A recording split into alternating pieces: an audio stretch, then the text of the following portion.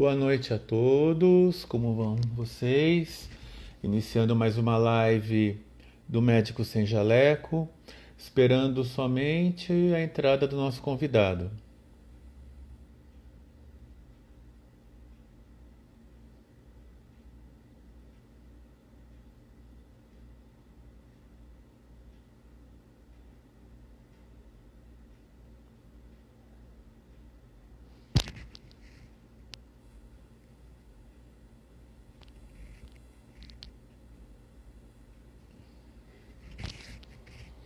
Vou só aguardar mais um minuto. Obrigado a todos pela presença. Para quem não me conhece, eu sou Marcelo Neubauer. Vou me apresentar de novo daqui a pouco. Eu sou infectologista, faço parte do board do Médico Sem Jaleco. Estou em formação em acupuntura pela Faculdade de Medicina da USP.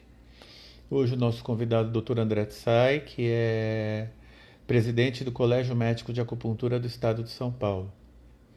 Vamos aguardar só mais um minuto. Enquanto a gente aguarda o Dr. André chegar, queria comentar com vocês sobre a plataforma WeDoc. A plataforma WeDoc é uma plataforma que está sendo construída, está sendo desenvolvida para ser um lugar onde os médicos possam interagir, seja para conversar de assuntos médicos, sejam de assuntos relacionados à medicina ou não. É um ambiente fechado para que os médicos possam conversar, para que os médicos possam interagir. A doutora André acabou de entrar, vou convidá-lo para entrar na plataforma. Vamos esperar, acho que o doutor André está entrando já, vamos ver. Então, doutor André Tsai, boa noite. Boa noite, doutor Marcelo. Que é uma honra, uma satisfação que você ter você aqui conosco no Médico Sem Jaleco.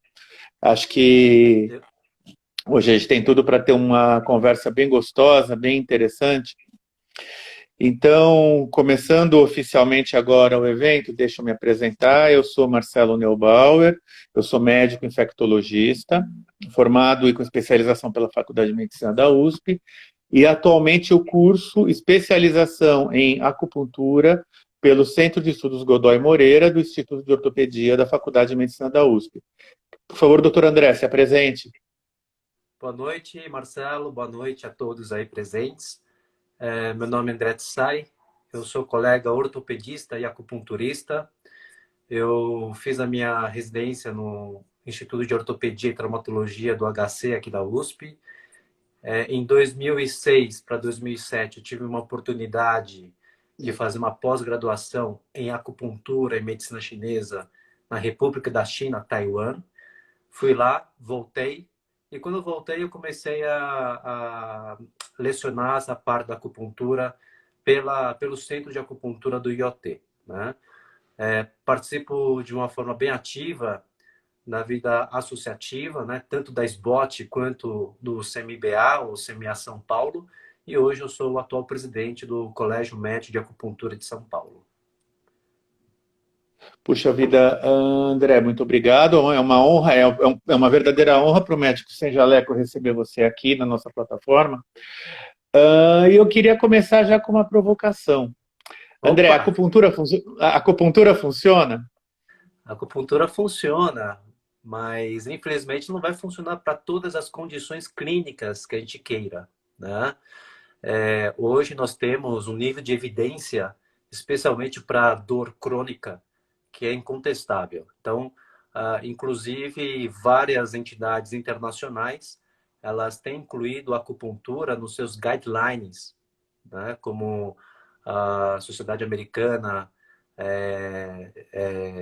de Reumatologia e também os guidelines europeus. Então, a gente tem, sim, uma base científica bem forte, especialmente da década de 70 para cá, quando surgiu mais assim os trabalhos científicos, né? Sim, perfeito. E agora, André, como conciliar, eu fazendo uma segunda provocação, falar em cinco elementos e medicina ocidental? tem um professor nosso daqui do meio chamado Durval Mota. Ele é um dos poucos professores de uma universidade federal contratado como professor de medicina tradicional chinesa. Ele é da UF, Universidade Federal Fluminense, Rio de Janeiro, e ele usa um termo muito interessante. Nós estamos lidando com duas racionalidades diferentes.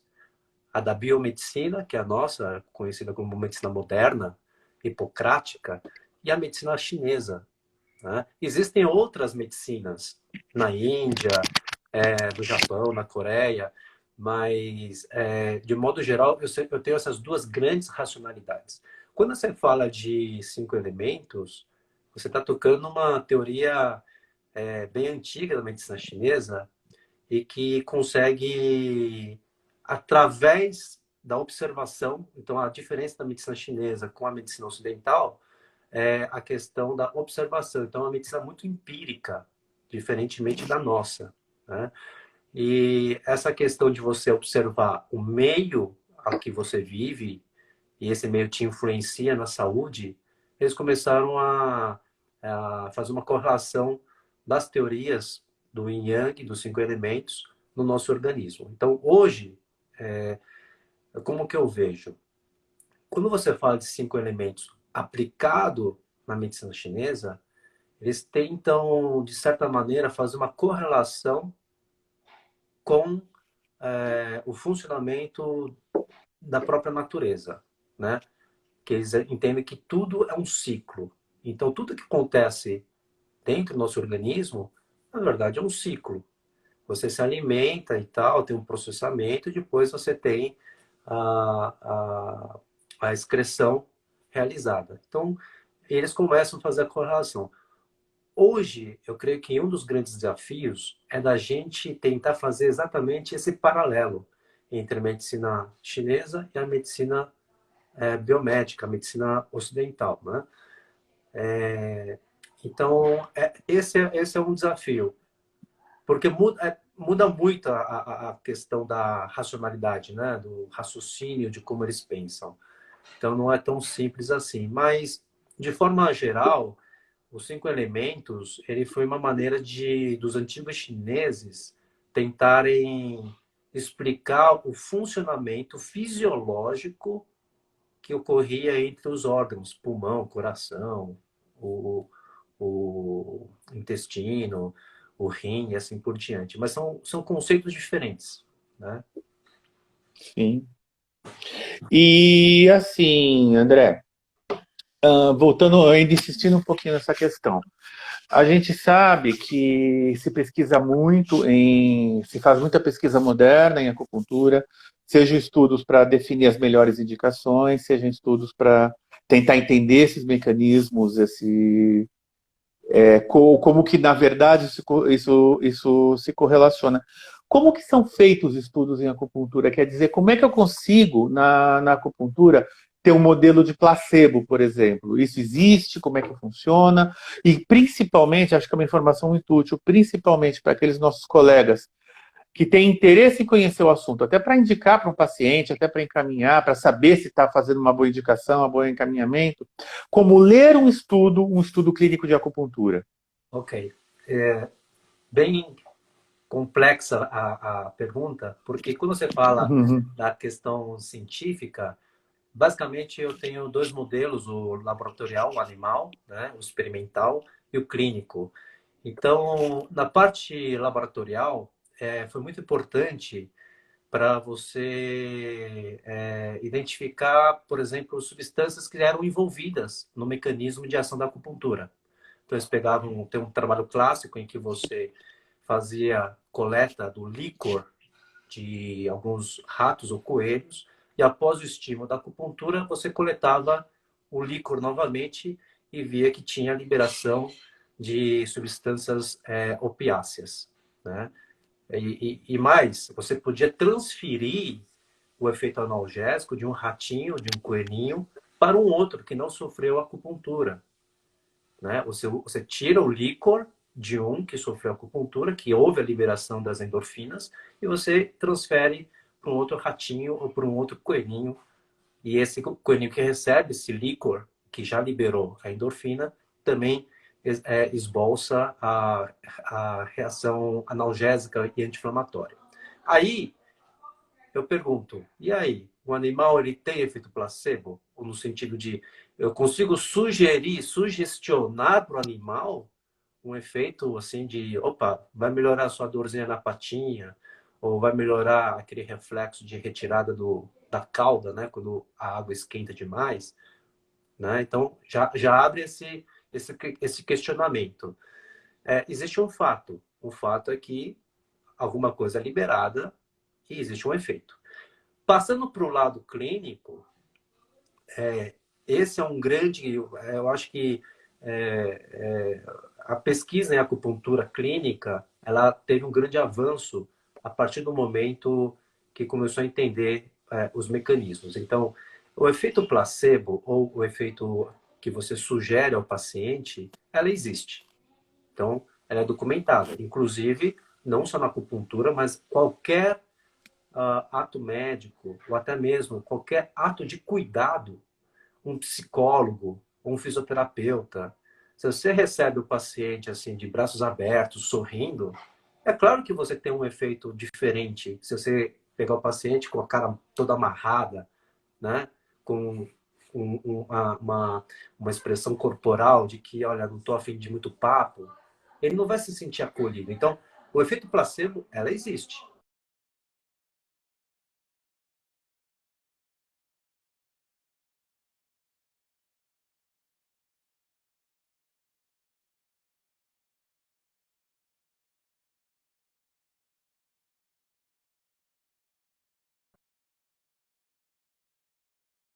E diferenciar os efeitos, né? Ou ter uma diferença estatística.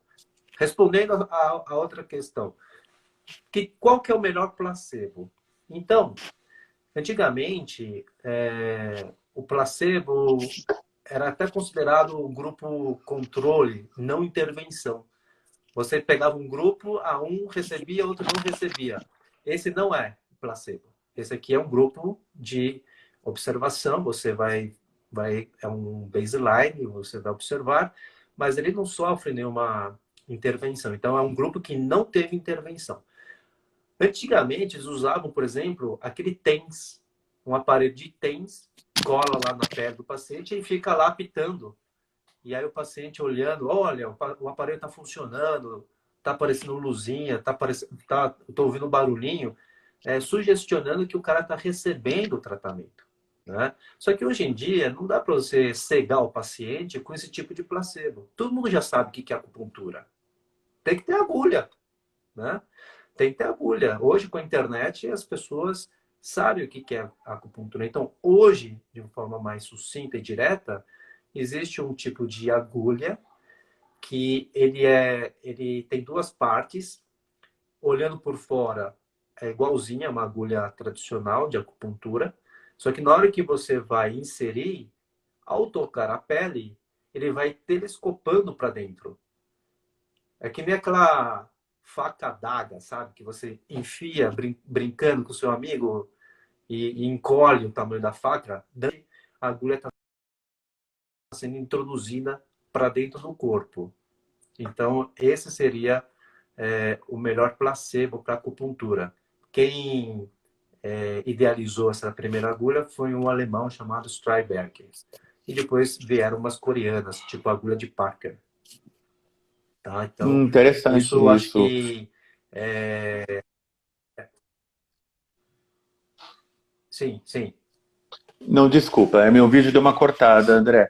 Primeiro, queria fazer a referência à entrada na sala do professor Hong Jinpai, que nos desejou boa noite há alguns minutos. Boa noite, professor Hong. Professor Hong, Oh, um grande Valdir, boa mestre, noite. um grande mestre de Nosso todos mestre. nós, né? Um dos nossos Exato. grandes mestres e professores.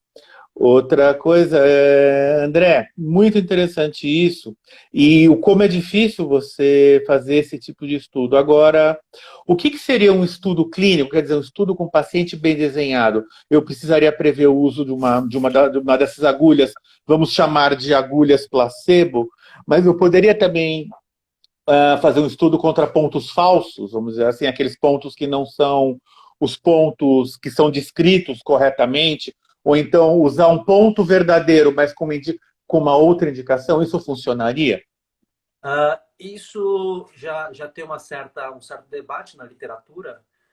A partir do momento que você penetra, né, a pele, você já tem algum tipo de estímulo para o organismo. Então, já tem uma liberação de alguma substância a partir do momento que você penetra a pele, mesmo que seja fora daquele ponto clássico descrito, né? Inclusive, existem trabalhos que comparam placebos diferentes na acupuntura. E para a gente,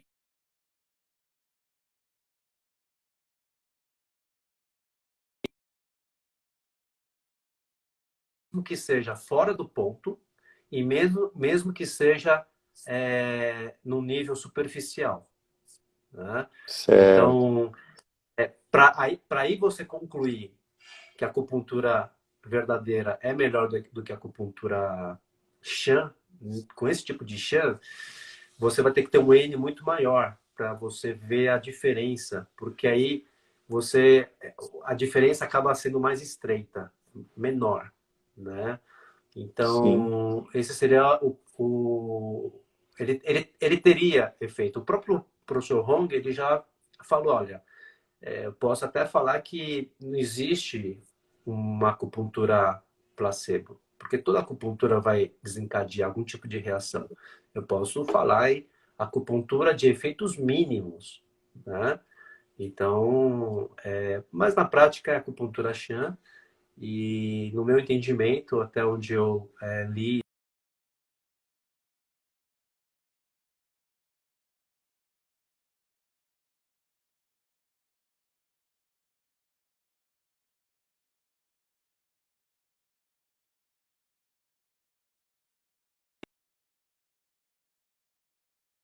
né?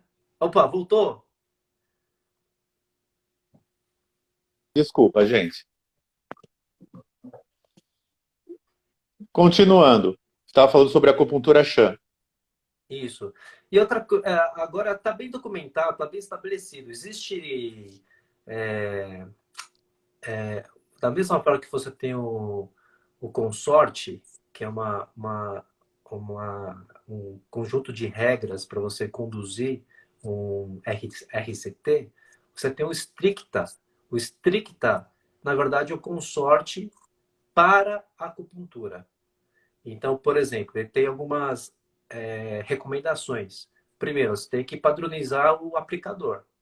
Ele tem quantos anos de experiência, né? Segundo, você tem que padronizar qual que é a técnica que você está usando naquele estudo. Opa, estou usando a teoria dos meridianos. Não, eu estou usando a teoria dos 5 elementos.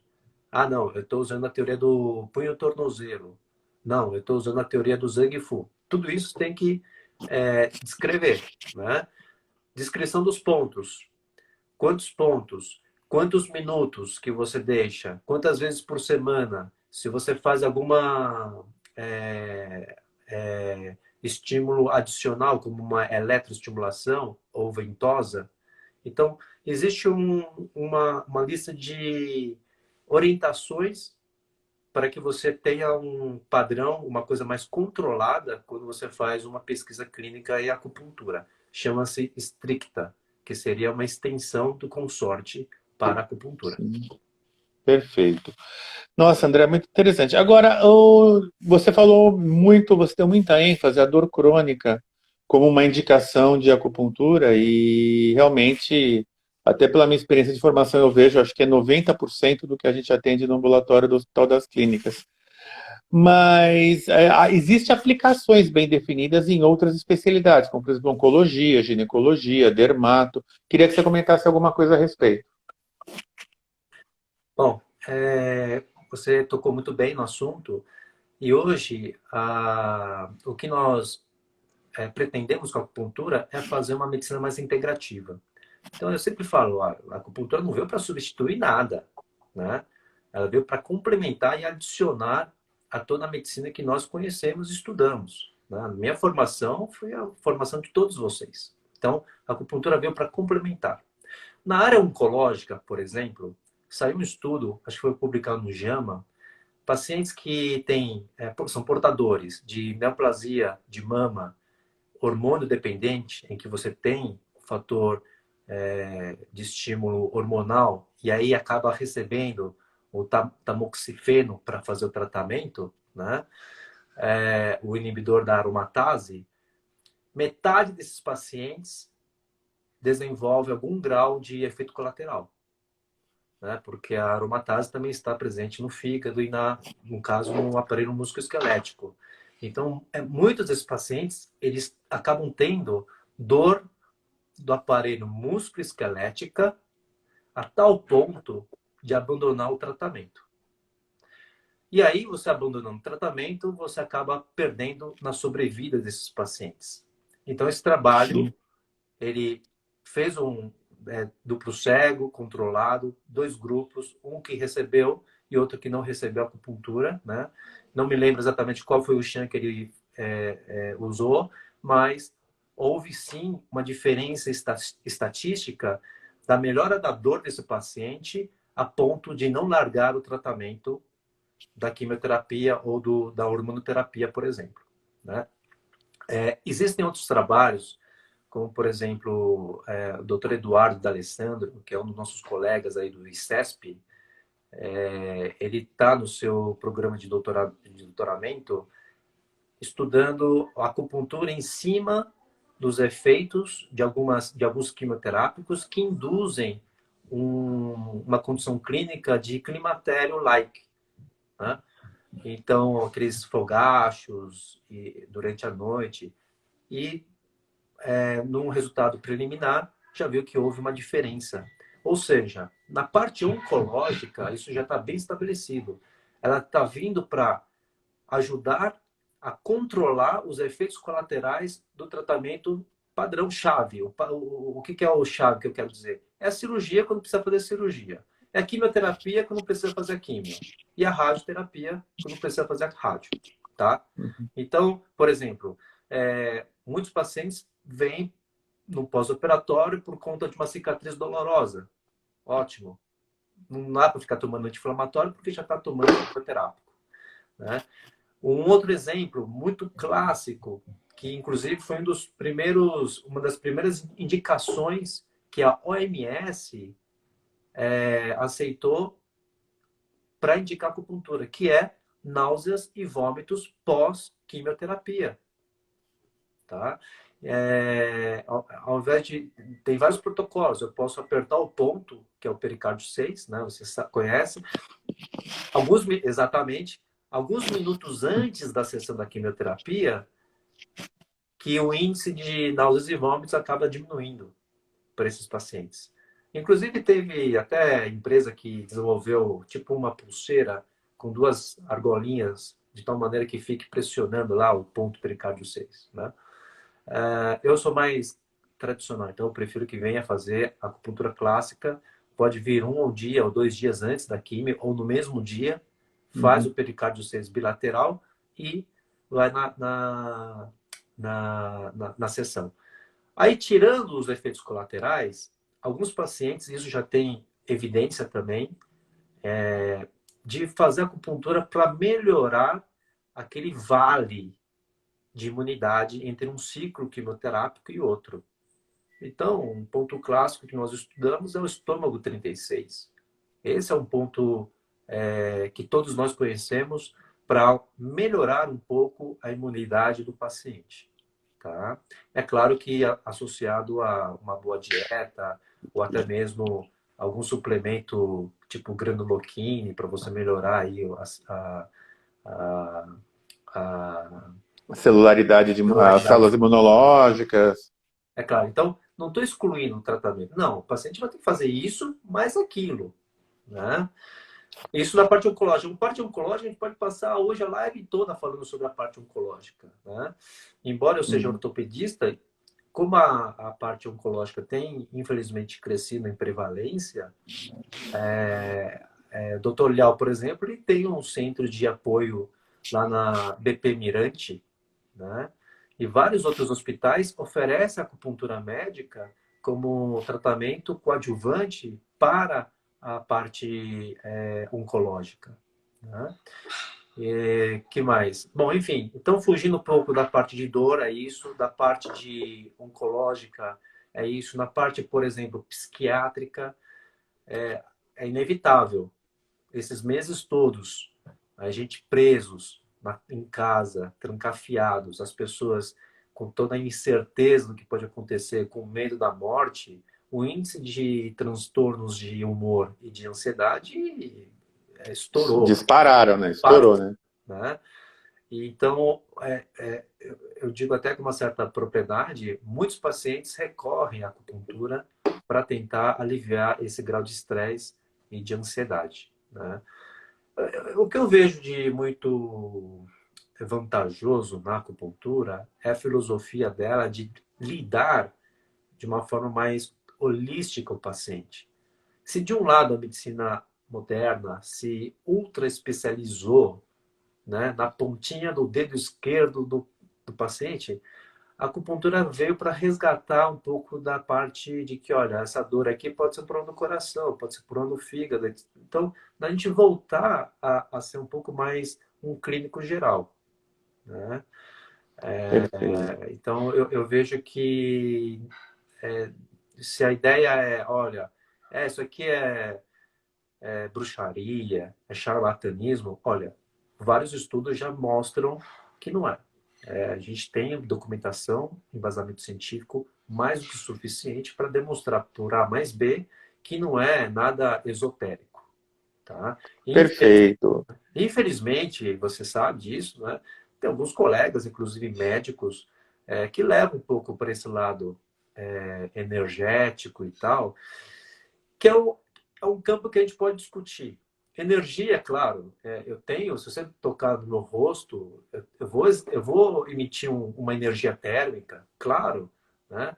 Se eu vou, às vezes, dependendo, o ar está mais seco, às vezes eu pego no carro, eu levo um choque. É estática, né? Energia estática. É claro que isso existe, mas a gente não precisa tornar isso de uma forma muito esotérica. E não devemos, né? Para que nossos colegas de outras especialidades possam nos ver até com mais entusiasmo, a gente tem que mostrar o que você está falando, as publicações, todo o embasamento científico, tá? Um exemplo. Você fala assim, você tocou na teoria dos cinco elementos. Eu vou falar da teoria anterior à dos cinco elementos, que é do Yin Yang, né? Então, parece que as pessoas falam assim, pô, Sol e Lua tal, e aí começa, daqui a pouco o cara tá fazendo tarô para ver como que vai ser a doença do paciente. Não é assim, né? Hoje, Yin Yang são lados opostos, complementares, do sistema nervoso autonômico. O que os chineses estavam falando, olha, às vezes sua mais, às vezes sua menos, às vezes a temperatura aumenta, às vezes a temperatura decresce. O que é isso? Isso aqui é atividade do sistema nervoso autonômico, parasimpático e simpático. Então não tem nada de místico, tá? Eu creio que tudo que você está perguntando está corroborando para isso. Então, todas as pesquisas, tanto a nível experimental quanto clínico, é para realmente a gente tirar, desmistificar esse negócio de que a acupuntura é bruxaria. Não é. Hoje, a acupuntura é uma especialidade médica, né? Reconhecida pelo CFM há 25 anos. Né? Nós tivemos, por exemplo,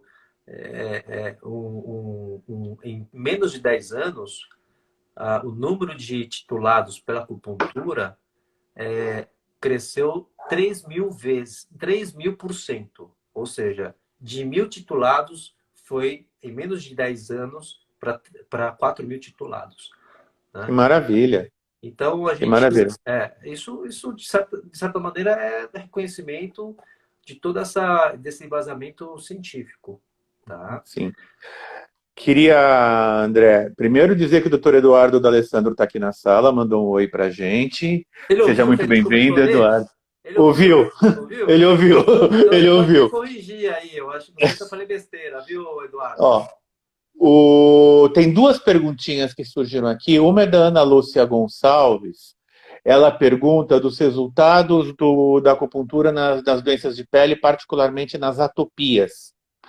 E outra pergunta, que está um pouquinho mais para baixo, que é da Cati... não, desculpa, deixa eu achar aqui. Que é do Andrei Frois, resultado para enxaqueca crônica, tem resultados tão bons quanto para outros tipos de dor crônica. Bom, a primeira pergunta é com relação a... Quadros alérgicos, principalmente atopia. Tá. Olha, eu sou atópico, tá? E eu atendo alguns pacientes com a tríade, dermatite atópica, rinite e asma, né? Isso para medicina chinesa está tudo correlacionado, nariz, pele e pulmão, né? Então, assim, para gente que lida com medicina chinesa, é uma tríade que dá para explicar com teoria dos 5 elementos e yin yang. Eu tenho tido bons resultados em consultório, embora tenha algum tipo de evidência científica, ela já não tem uma magnitude tão grande quanto para dor crônica. Tá? Na prática, os que eu atendo em ambulatório, a grande maioria responde. Por quê? Eu diria que 100% desses casos tem um fundo emocional, tem um fundo de estresse, né? E isso, pela medicina chinesa, tem mais a ver com a questão do padrão de fígado. Então, você pode... Tem muitos casos assim que vai para o dermato, faz o prick test, faz vários exames de sangue e não encontra o agente que causa alergia, né? Mas é que é da constituição dessa pessoa ser atópica, né? E muitas dessas condições, ela é deflagrada ou piorada com o fator emocional, né? Então, os casos que eu atendi, não são muitos, mas os casos que eu atendi, e a maioria deles teve um bom resultado, é porque eu tive que abordar o fundo emocional. Então, pontos para tratar a ansiedade e pontos para melhorar o padrão de sono desses pacientes, tá? Uma outra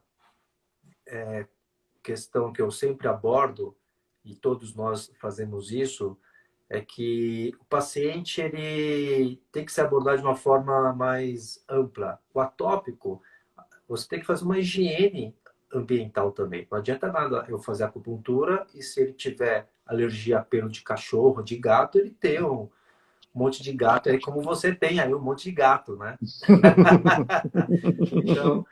Então, assim, eu preciso trabalhar o ambiente, né? Por exemplo, aquele paciente que tem rinite alérgica e já sai da cama espirrando, muitas vezes é porque deixou a janela aberta ou então o piso dele é frio, ele anda descalço. Para a medicina chinesa, isso influencia. É o choque térmico, bom, enfim. Então, eu preciso identificar o que está envolvido nesse paciente para tentar tratar e limpar o ambiente e até a alimentação. Com relação a...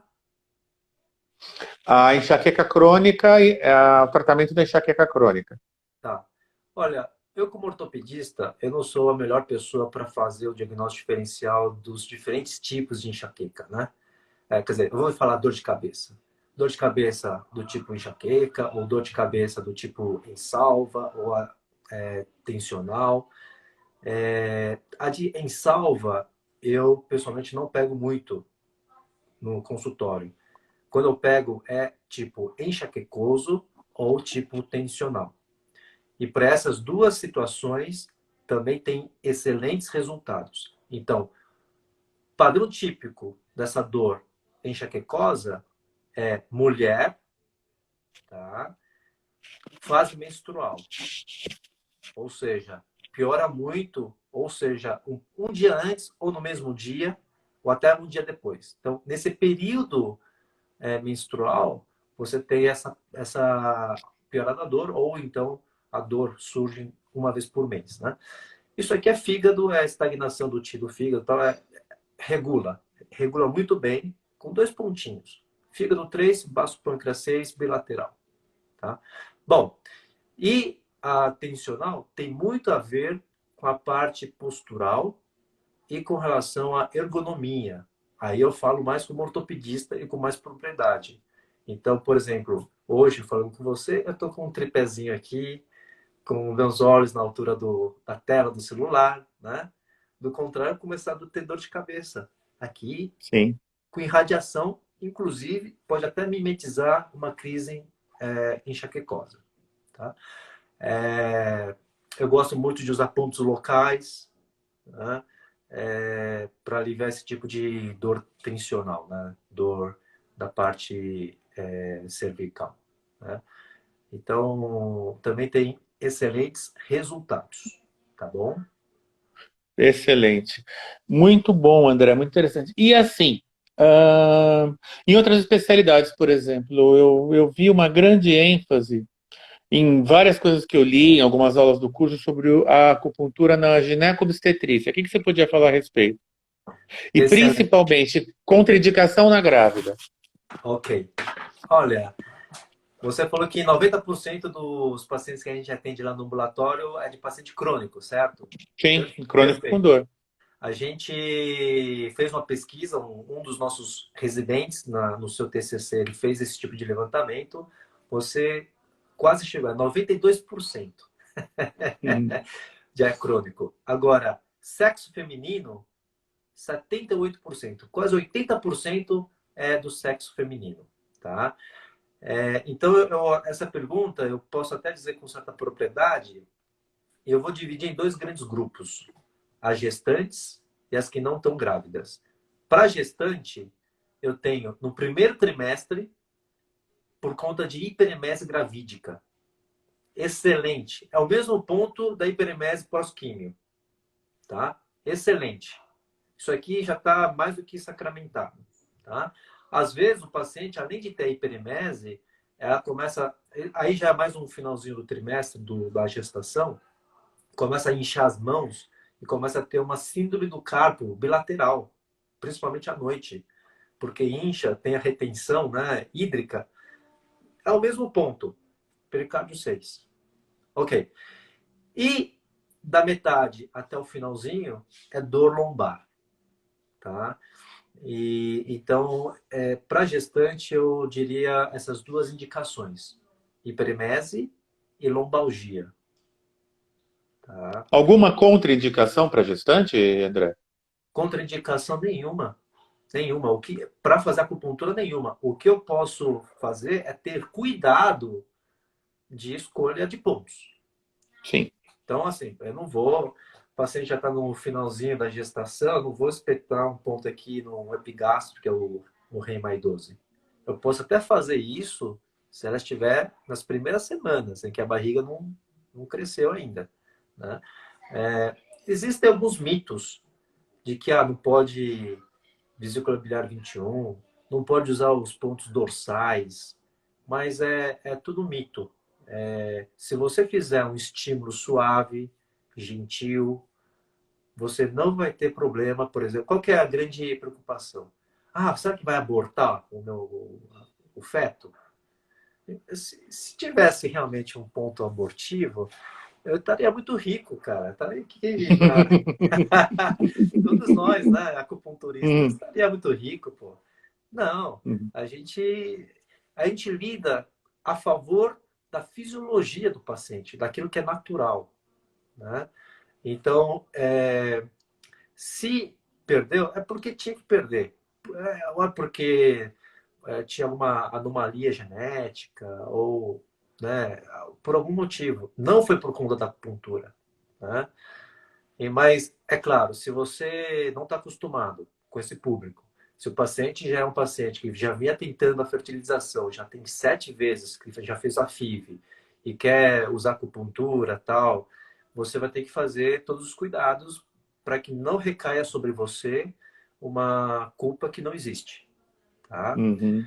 Agora, o doutor Eduardo também está me lembrando aqui, né? De fato, no final da gestação, Aí também, novamente, é jogar a favor da fisiologia. Se está na hora de entrar em trabalho de parto, se eu fizer acupuntura, eu vou ajudar a fazer um trabalho um pouco mais natural e fisiológica, né? É, o que tem muito descrito é você melhorar a posição fetal, fazendo moxa no cantinho do pé, que é o bexiga 67. Isso é descrito. Eu não faço isso, não tenho experiência. Mas em relação à gestação, é isso. Não tem contraindicação, mas tome cuidado para não agulhar ao nível da pelve e da barriga Sim, também, tá? perfeito. Na parte ginecológica, basicamente TPM, tá? TPM é uma situação muito prevalente e você consegue resolver com um pontinho que é o baço pâncreas 6.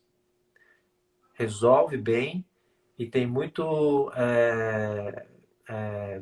um retorno muito rápido, muito positivo.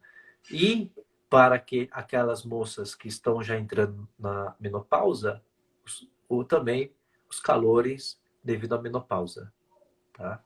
Então, eu destacaria essas duas condições clínicas. Muito comum e com muito bom resultado. Estão perguntando aqui sobre endometriose e o Eduardo D'Alessandro falando sobre apoio ao trabalho de parto. Queria que você comentasse. O apoio ao trabalho de parto, eu não tenho experiência. Eu acho que não, não cabe aí a indicação, tá?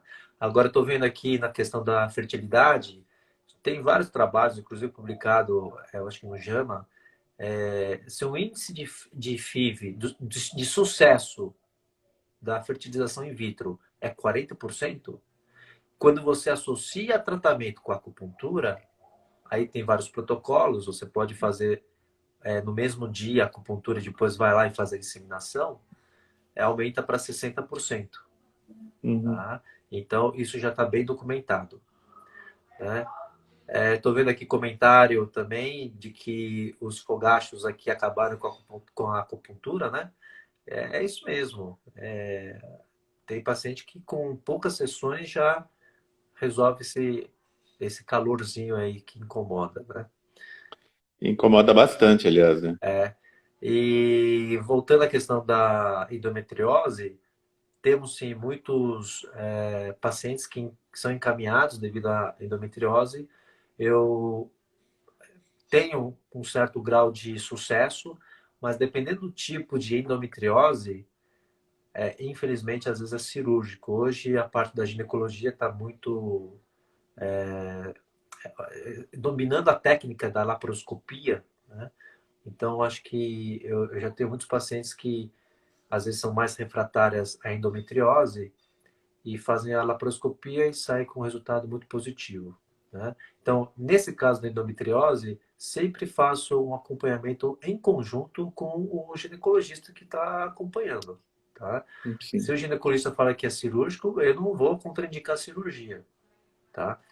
Agora, se o ginecologista falar que, olha, você está no borderline, vamos tentar fazer uma coisa diferente, vamos tomar um anti-inflamatório, e a paciente fala, não, medicamento não quero. Então, tá bom, vamos fazer uma coisa diferente que a acupuntura, tá? Uhum. Eu gostaria de salientar que o que a gente faz, além de uma medicina integrativa ou complementar, não é medicina alternativa. Quando eu falar alternativa, me arrepio, sabe? Porque Uhum. alternativa significa o seguinte: eu vou para o meu consultório, ao invés de pegar a Alameda Santos, eu vou pegar uma alternativa aí que é, sei lá, paulista ou vice-versa.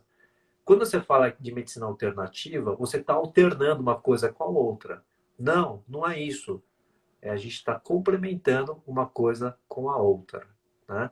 O doutor Renan, tudo bem, Renan? Um abraço. Também está se especializando nessa área da acupuntura e fertilidade. Chega a aumentar de 15 a 20% das taxas de gestação, né? Quando você faz o associado o tratamento conjunto. Obrigado, Renan. Interessante isso. André, agora mudando um pouquinho de assunto, até porque a gente já começa a se encaminhar para próximo do final. Eu tenho observado lá nos grupos que a gente participa, basicamente dois tipos de colegas que estão interessados na acupuntura.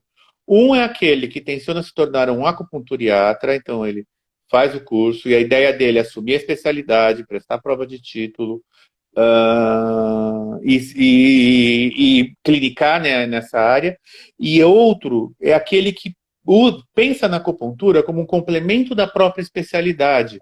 E aí nós temos desde dermatos, reumatos, pneumos, a gente tem uma grande gama de médicos de família, a gente tem uma colega do curso que é médica de família, que ela utiliza a acupuntura no trabalho dela. Mas pensando na formação do especialista, como que se forma um acupunturiatra? Bom, o nosso currículo ele é de 2 anos, né? 800 horas somados, né, nos 2 anos.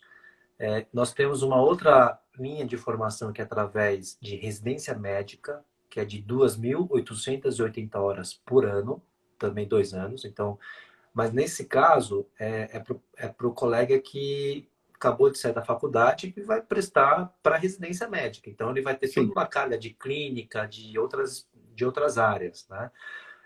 Justificando, então, porque a gente só usa 800 horas para curso de especialização. Porque você já é infecto, eu já sou ortopedista, eu já tive uma formação anterior.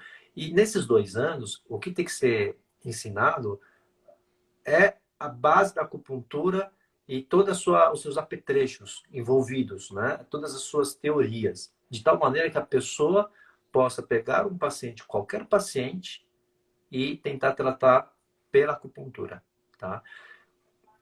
Ninguém sabe tudo, né? E hoje, cada vez mais, as doenças crônicas, elas são mais complexas e se misturam com várias outras especialidades. Então, a gente tem que ter uma certa humildade e saber até onde a gente chega com o nosso conhecimento. Então, se chega um caso de cefaleia para eu fazer acupuntura e eu, como ortopedista, pergunto para esse paciente e ele nunca passa com neuro, eu paro, eu posso até fazer acupuntura, mas eu encaminho para um neurologista para complementar o meu diagnóstico nosológico ocidental. Isso para mim é muito importante. Eu posso fazer um diagnóstico pela medicina chinesa e tratar pela medicina chinesa enquanto ele vai fazer lá a sua investigação neurológica. Isso é muito importante. Porque eu posso falar que, ó, pela medicina chinesa, ela tem uma estagnação disso, daquilo, e ter um tumor cerebral. Então, esse tipo eu vejo o seguinte, é, eu acho interessante as pessoas que são especialistas em uma área virem fazer acupuntura para complementar a sua especialidade, né? Então, neuro, fisiatra, ortopedista, reumatologista, todos os 9 da área de dor, pediatra, por exemplo, um clínico geral, né? Um oncologista. Então, eu vejo com bons olhos, dermatologista, né? Eu até vejo, porque assim, dermato, ela pode ter muita doença de pele que às vezes a pessoa não consegue fechar um diagnóstico. Mas se ela usar a racionalidade da medicina chinesa, ela pode ter um grande sucesso, né? Ou até mesmo na parte da parte neurológica. Então, tem muita coisa que a medicina ocidental não explica, que se eu usar a medicina chinesa, muita coisa pode ser explicada e tratada, né? Sabe aqueles casos de dor que você não entende de onde veio, como que vai e tal, tomou um monte de coisa, não melhora, faz um monte de exame, não dá nada, né? Uma questão muito funcional. Eu acho que a medicina chinesa ela complementaria muito isso daí, né? Então, você disse muito bem, eu tenho dois perfis, um cara que vai fazer uma residência e tal, e um cara que já está formado e quer fazer acupuntura para complementar a área dele. Eu acho super válido, né? Super válido.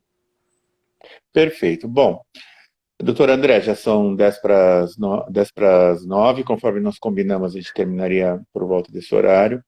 Queria agradecer a sua presença, queria dizer que foi uma honra para o médico sem jaleco essa entrevista, que eu acho que foi muito interessante, foi muito proveitosa. Queria convidar você e a todos a conhecerem o nosso aplicativo, que está na sua versão beta, chama-se o iDoc. É um aplicativo que se propõe a ser um espaço para os médicos interagirem entre si e um espaço fechado para médicos. Está disponível tanto na Apple Store quanto na loja do Google. André, muito obrigado pela sua presença. Acho que isso abre a oportunidade para novas conversas. Acho que a gente poderia conversar aqui facilmente a noite inteira sobre o assunto, porque ele é muito interessante. É. Sei que você tem outros compromissos e te agradeço de coração a oportunidade. Muito obrigado a todos pela presença aqui hoje. Daqui a pouco esse vídeo estará disponível na IGTV e provavelmente amanhã ele já estará disponível no canal do YouTube. Uma boa noite a todos. André, muito obrigado. Eu que agradeço, boa noite a todos, e é isso daí. Estou à disposição. Valeu, gente. Obrigado, uma boa noite. Boa noite.